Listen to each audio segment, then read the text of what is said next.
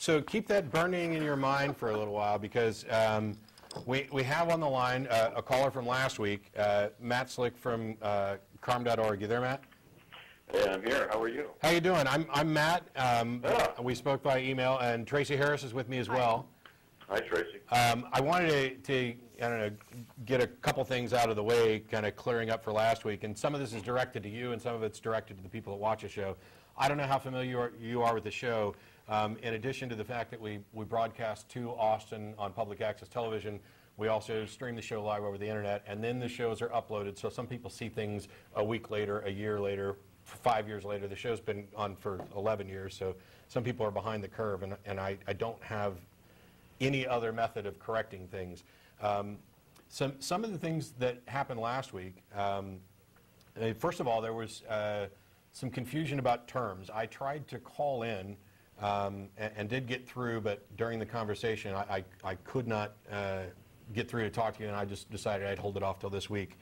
And I think, as objectively as I can, I don't want to apply blame for confusion of terms. I'd just like to say that for some of what you said, I was at least in complete agreement within the context of what you're talking about.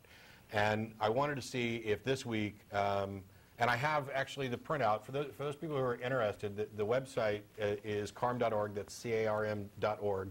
And if you click on, I think the easiest way to navigate to this actual transcendent argument for the existence of God is, there's a link there for secular movements, and then one for atheism, and then you'll probably find a link for is atheism viable, and then there's a link from there. I don't know, Matt, is there a shorter way to get there? Oh, that sounds pretty good. All right.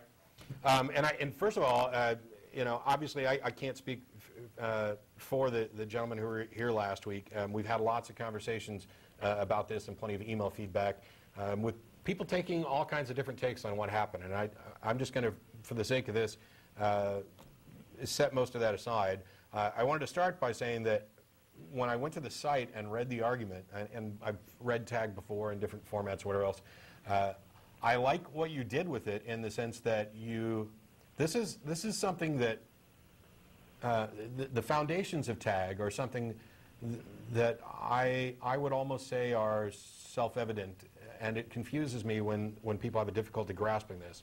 But the argument itself and the construct that you're going through is not something that is necessarily approachable or accessible to everybody. And I think you did a good job of making it as approachable as it can be. So, wow, I want to say thanks for that, because I agree exactly with what you're saying. It does take a bit of, I don't know, mental ability to kind of get through some of the arguments.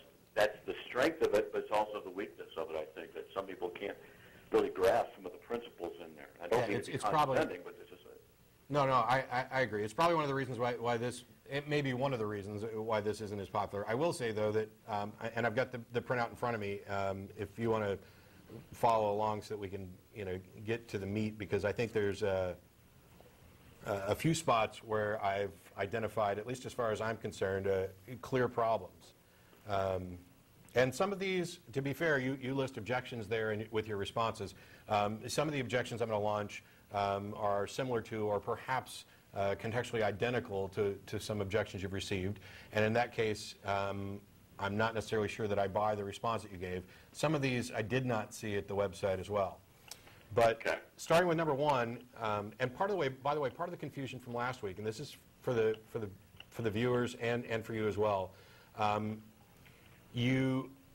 When you started talking, in your written version, you're very clear. You logical absolutes, logical absolutes, logical absolutes, so that the person who's reading this knows that you're not talking about just logic, as in the model that we use, the application of these absolutes. You're talking about the absolutes themselves, and we're talking about classical logic as well, Aristotelian syllogistic logic. Although I'd argue that all the other versions are still dependent upon this. I mean, we're talking about something that's absolute in that sense. Matt, I'm surprised again. Well said. I told you I'm in agreement here. Here's the thing. So we're going to go ahead with number one. There's the law of identity, the law of non-contradiction, and the law of the middle. Okay, fine. I got no objection to those. Number 2, logical absolutes are truth statements, such as that which exists has attributes and nature. And yeah, I would not only agree with that, but I'd say that these absolutes only apply to statements that are truth statements. If there's something that is inherent, except in a meta sense, and I don't want to confuse everybody, but I'll get to that in a second.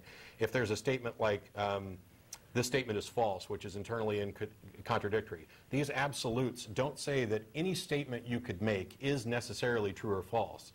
These absolutes say that any statement you could make have the characteristics of whatever that statement is and not the characteristics of whatever that statement isn't. Did you follow? Jump in. I'm with you. This statement is false, does not fall into the category of excluded middle, but under the category of non-contradiction because it's a self-refuting statement. Yeah. I'm with you there too. Okay. So then we get to logical absolutes or transcendent. Actually, I'm for the purposes of this, number 3 is logical absolutes form the basis of rational discourse.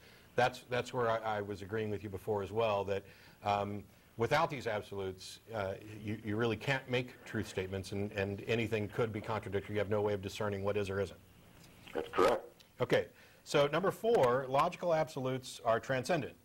This is the one where you kind of got an objection, although I think that the discussion was referencing 2 different things, and also I think that a lot of I don't want to say atheists, that's not actually correct. Secularists have a knee-jerk reaction to the word transcendent, and it's justified in the sense that how transcendent is used colloquially is something that we would obviously launch an objection to. But that's not the usage you're talking about here. Really, your usage is, it might be better just to say non-contingent. It's not contingent upon space, time, matter, or thought. Yes. As far as logical absolutes not be contingent upon thought, the nature of logical absolutes is that there are conceptual. Thought is conceptual. Well, so you're getting ahead of me. You're getting ahead of me. And actually, to be fair, I did move ahead, so go ahead. So I wouldn't necessarily agree with the last premise there in that they're not of thought or things like that, but they're not contingent upon physical existence. Yeah. And the reason we know that is because of the property material. You probably get into that. I'll let you read through it, the property function. But go ahead. So we've reached essentially the first part where I think there's a problem, and that is in number 4 on number 3.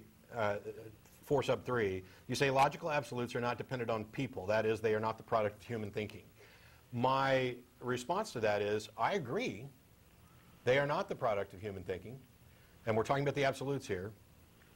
I would just extend that to say that there's no reason to think they're the product of any thinking. And the only reason I can see that you wouldn't simply put that there is because in a minute you're going to turn around and argue that they are a product of thinking. I'm not sure how to answer that.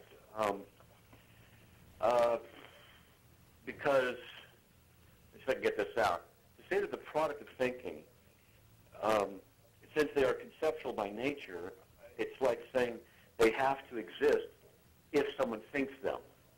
But then is the thinking the process, the result of a logical absolute? Well, then you'd fall back under the category of them being formed by someone's thinking. That wouldn't work. I think that's partly why I'm objecting to, well, we're not quite to number 6 yet, but we are because we're meshing this together a little bit. We'll set aside this disagreement on number 4 for a minute just for clarity. 5 will just grant that they're not dependent on the material world, and move on to 6, where you're saying logical absolutes are conceptual by nature. And I'd argue that you're using the wrong word there. Just for the sake of clarity, that instead of conceptual, which implies this problem you were just talking about, that that it is some product of thought, that the correct word to use there is actually abstract. That logical absolutes are abstract by nature. We have defined abstraction, and abstraction requires mental processes. Yeah, it requires mental processes in the sense. Wow, there may not be a good word for this. Let me jump in a little bit and help you out, because I've wrestled with just that right where you're at. Well, there is a flaw. There is a flaw, a logical flaw in 6.1, and that's easy to demonstrate.